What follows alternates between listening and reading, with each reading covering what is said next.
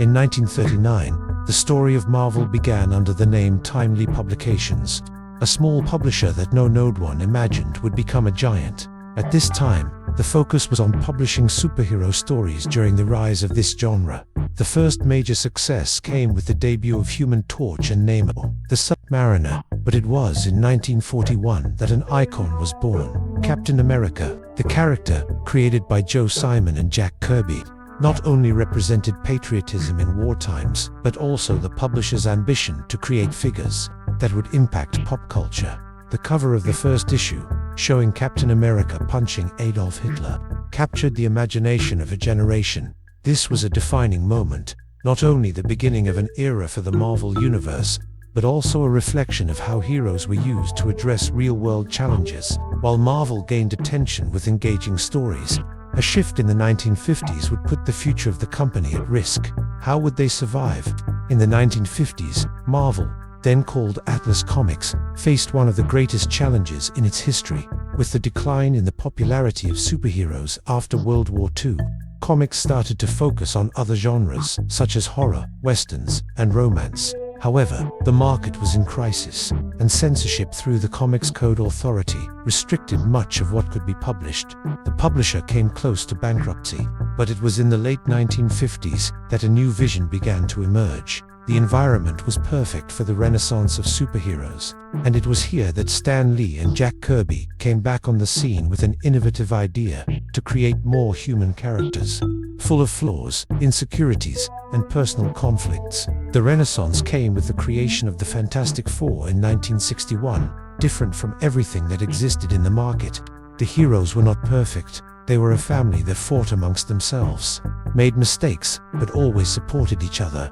This formula was the beginning of what we now know as the Marvel Universe. Transition to the next chapter. With the success of the Fantastic Four, Marvel was ready for expansion. But how did I turn a simple comic into a connected universe that revolutionized the industry? The success of the Fantastic Four marked the beginning of a new era for Marvel. But that was just the first step. Stan Lee and his team, including names like Steve Ditko and Jack Kirby, understood that the audience wanted more than just isolated stories. This is how the concept of a connected universe began to take shape. The next big milestone was the creation of Spider-Man in 1962. Unlike traditional heroes, Peter Parker was a shy teenager, struggling with financial issues and personal responsibilities. This humanity resonated deeply with readers, making Spider-Man one of Marvel's biggest icons. Other important characters were also introduced during this period: the Avengers, the Incredible Hulk, Iron Man, and Thor. What set them apart was the interconnection between their stories. Characters that appeared in one series also made cameos in others, creating a sense of continuity that captivated readers. With this approach, Marvel not only expanded its catalog but created a unique experience for the audience, who began to follow a universe in constant evolution. Transition to the next chapter. However, creating a connected universe wasn't enough. How did Marvel turn this foundation into a structure that could face competition and, at the same time, stay relevant in the following decades? Despite the initial success, Marvel was not immune to challenges. During the 1970s and 1980s, the comic book industry went through significant changes. The rise of television, video games, and other forms of entertainment led to a decline in comic book sales. During this period, Marvel made some risky bets to maintain its relevance. One of the most important was the introduction of more complex characters and maturer themes. The Dark Phoenix saga in the X-Men comics is a classic example of this evolution. These stories address themes such as sacrifice, discrimination, and redemption, resonating with an older audience. However, not everything was a success. In the early 1990s, MARFE ALF RCA, the R AAAA AFA AAAA AAAA AAA AAA AAAA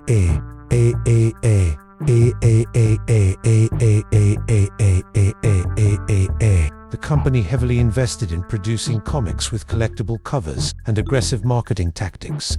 But this created a bubble. When the bubble burst, Marvel was forced to declare bankruptcy in 1996. The crisis, however, wasn't the end. It was during this period that Marvel made decisions that would forever change its destiny, such as licensing the rights to its properties to movie studios. This led to the production of films such as X-Men and Spider-Man, which helped rebuild the brand and set the stage for something bigger.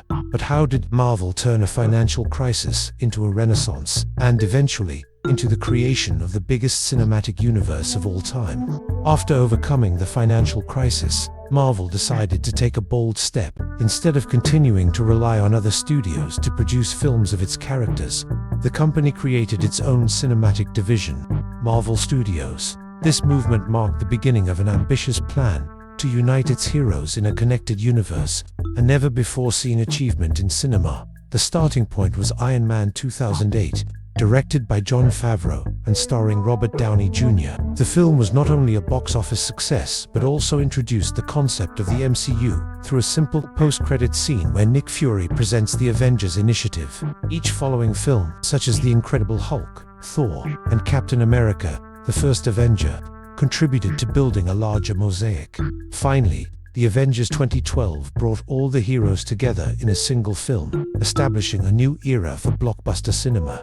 The success of the MCU wasn't accidental. It relied on several pillars: story connections, interconnected films that rewarded attentive fans, charismatic cast, stars like Chris Evans, Scarlett Johansson, and Chris Hemsworth, who made their characters cultural icons, continuous innovation.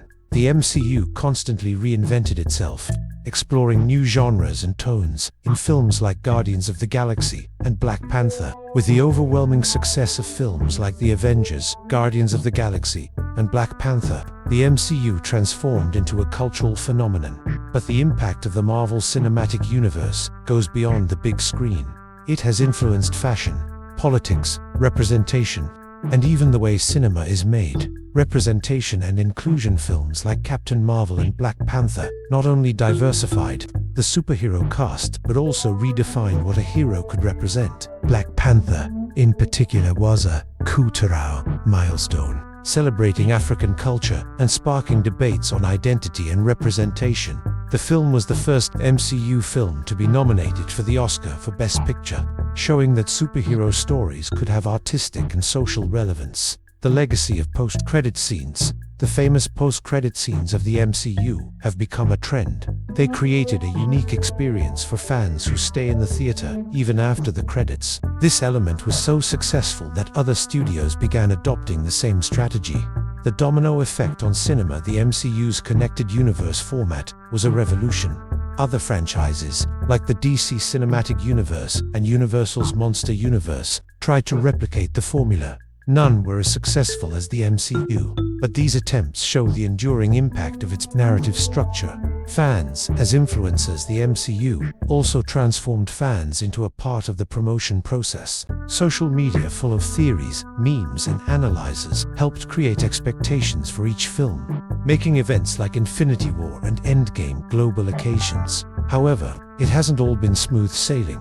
With so much success, the MCU has also faced criticisms and challenges that tested its resilience. Even with its undisputed popularity, the MCU hasn't escaped criticism. From allegations of repetitive formula to pressure for innovation, the franchise has faced challenges that have pushed it to evolve. The Marvel formula. Many critics have argued that the MCU has relied on a formula that can sometimes be predictable. The films usually have a hero who overcomes personal conflicts, faces a major villain, and ends in a big action sequence. Some have questioned whether this structure can sustain the franchise in the long term. The next stage. Despite this, Marvel continues to look to the future. With phases for 5 and 6, the MCU expands into new territories with characters like Ms. Marvel, Moon Knight, and Shang-Chi, as well as incorporating multiverse theories in films like Spider-Man, No Way Home, and Doctor Strange in the Multiverse of Madness. What is clear is that the Marvel Universe, whether in comics or films, will continue to evolve, remaining a staple in pop culture and maintaining a massive fan base. Conclusion. The history of Marvel is a story of creative vision, business strategy, and fortitude in the face of adversity. From humble beginnings to the creation of the largest film universe in history, Marvel has mastered the art of storytelling, both on the page and on the big screen. With the continued success of the MCU and the diverse characters it brings to life, Marvel's legacy will influence entertainment for generations to come.